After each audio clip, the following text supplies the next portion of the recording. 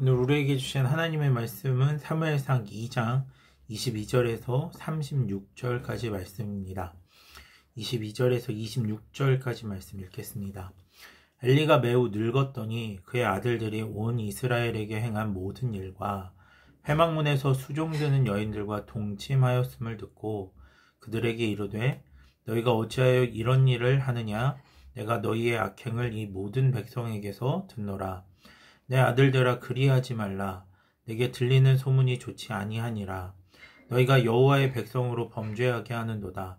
사람이 사람에게 범죄하면 하나님이 심판하시려니와 만일 사람이 여호와께 범죄하면 누가 그를 위하여 간구하겠느냐 하되 그들이 자기 아버지의 말을 듣지 아니하였으니 이는 여호와께서 그들을 죽이기로 뜻하셨음이더라. 아이 사무엘이 점점 자라매 여호와와 사람들에게 은총을 더욱 받더라. 아멘. 오늘 사무엘상 2장 하반절의 말씀은 엘리 집안에 대한 하나님의 심판에 대한 메시지로 구성되어 있습니다.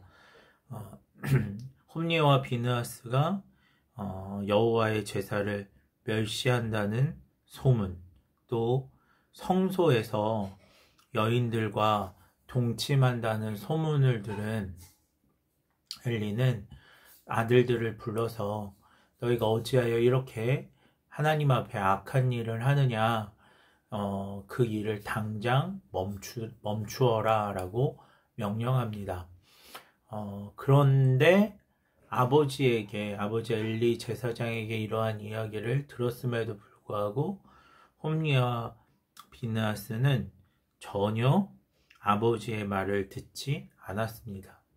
계속해서 여호와의 제사를 훼손하는 일들을 했고 하나님 앞에 드려진 제물을 갈취했고 성소에서 음란한 죄를 범하는 그런 일들을 행하게 됩니다. 그 결과 하나님께서 그들을 심판하시겠다라고 말씀하시고 그들의 제사장직을 끝내고 새로운 제사장을 뽑겠다라고 말씀하고 있습니다.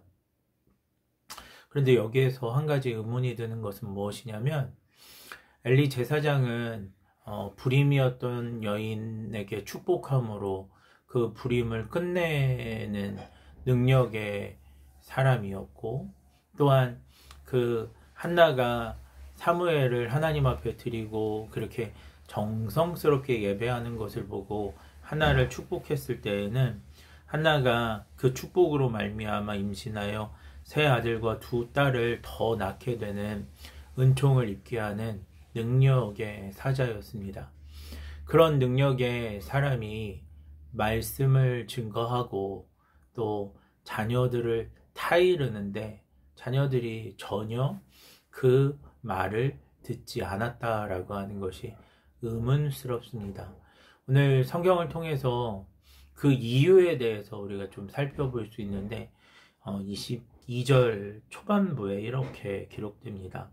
엘리가 매우 늙었더니 엘리가 쇠약하고 늙었고 힘을 잃었기 때문에 그러한 복과 은혜를 가져다주는 그런 능력의 사람이었음에도 불구하고 홈리와 비느하스가 그 말에 순종하지 않았다라고 성경은 기록하고 있습니다. 만약 엘리가 쇠약하지 않았더라면, 엘리가 매우 늙어서 힘을 잃지 않았더라면 어쩌면 상황이 바뀌지 않았을까라는 생각도 듭니다. 물론 성경은 홈리와 비느하스가 그 아버지의 말을 듣지 아니한 이유에 대해서 여호와께서 그들을 죽이기로 뜻하셨다라고 기록하고 있습니다. 그들이 아버지의 말을 듣지 않고 계속해서 반복적으로 죄를 짓는 그 죄의 행위를 반복적으로 하도록 만드심으로 말미암아 하나님의 심판, 하나님의 저주를 받게 했다라고 하는 말씀이 분명히 기록되어 있습니다. 허나 만약 엘리가 힘이 있었더라고 한다면, 엘리의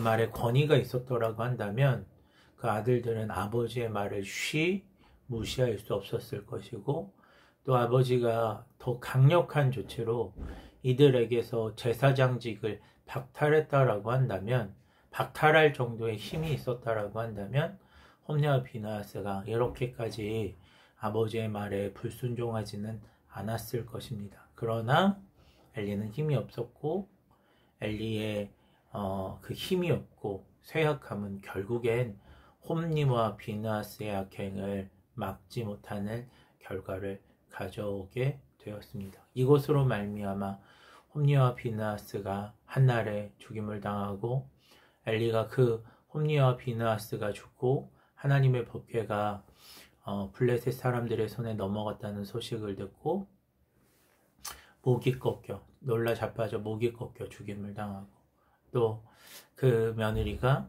아이를 낳다가 죽임을 당하는 일을 한날에 경험하는 그런 심판을 당하게 됩니다. 오늘 말씀을 통해서 하나님은 분명하게 말씀하십니다. 나를 존중히 여기는 자를 내가 존중히 여기고 나를 멸시하는 자를 내가 경멸하리라.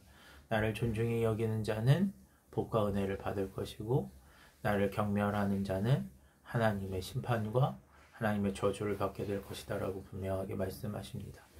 이 하나님의 분명한 말씀을 지킬 수 있는 힘, 그것이 있느냐 없느냐에 따라서 오늘 엘리의 제사장이 그 하나님의 말씀을 전적으로 순종하게 만드는 힘이 있느냐 없느냐에 따라서 오늘 엘리 집안이 몰락하게도 될 수 있고, 엘리의 집안이 다시 구원을 얻을 수 있게도 되는 일들이 일어나게 되는 것입니다. 오늘 말씀을 좀 기억했으면 좋겠습니다.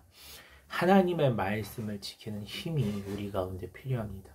그 하나님의 말씀을 지키는 힘이 있어야 하나님의 심판과 멸망, 저주를 피할 수 있습니다. 오늘 엘리는 그 힘이 없었기 때문에, 쇠약했기 때문에, 매우 늙었기 때문에 오늘 그 집안을 바로 세울 수 없었습니다. 그렇다면 어떻게 하나님의 말씀을 지킬 힘을 얻을 수 있을까요? 저는 이것이 반복적인 훈련을 통해서 이루어진다고 생각합니다.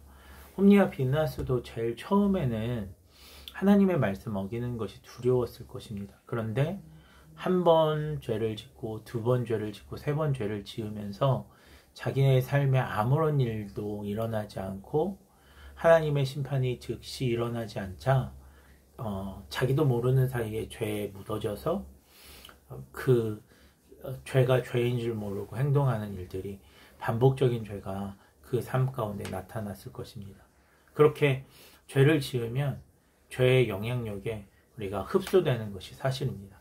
반대로 우리가 하나님의 말씀에 순종하고 하나님의 말씀을 따르는 삶을 계속해서 살아내는 훈련을 하면, 반복적으로 하나님의 말씀이 무엇인지를 생각하고 그 말씀을 위해서 무엇을 해야 하는지를 고민하며 살아갈 때, 예수님처럼 생각하고 말하고 행동할 때, 결국에 가서는 그 예수님처럼 생각하고 말하고 행동하는 것이 우리의 인격이 되고 우리의 성품이 되어서 우리가 작은 예수로서의 삶을 살아낼 수 있게 되는 역사가 이루어지게 됩니다.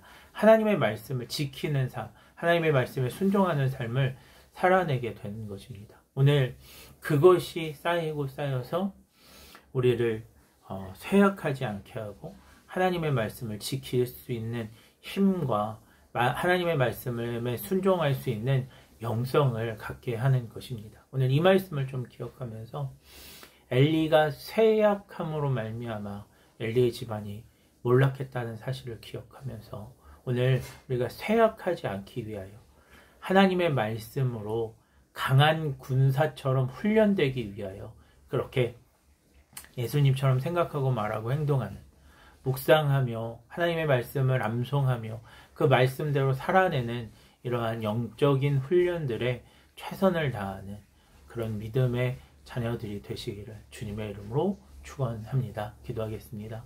하나님, 우리가 하나님의 말씀을 지키는 강한 군사가 되기를, 그래서 하나님의 심판과 멸망으로부터 벗어나 하나님의 구원을 힘입는 하나님의 용사가 되기를 소망합니다.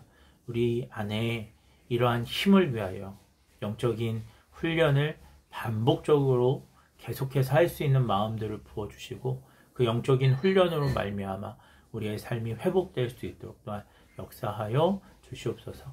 감사드립니다. 거룩하신 예수님의 이름으로 기도합니다. 아멘.